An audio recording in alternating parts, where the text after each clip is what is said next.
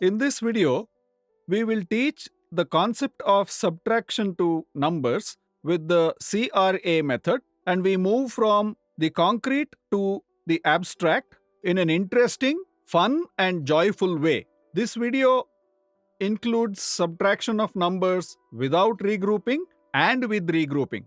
The intention is to impart conceptual clarity and procedural fluency.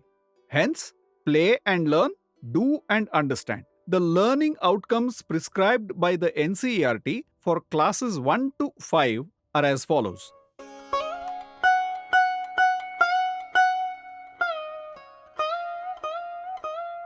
Why do children find subtraction very difficult?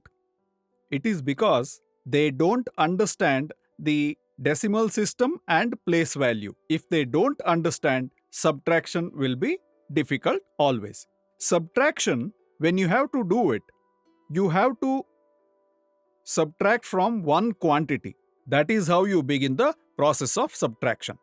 In the abstract form, subtraction shows two quantities, but in the concrete form, only one quantity should be used. That means removing the same number or a smaller number from the given number is called subtraction.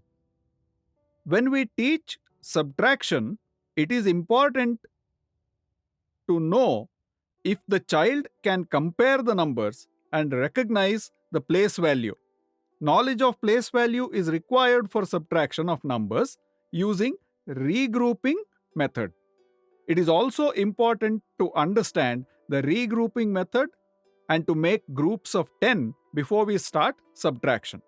We are expected to teach subtraction keeping this framework in mind.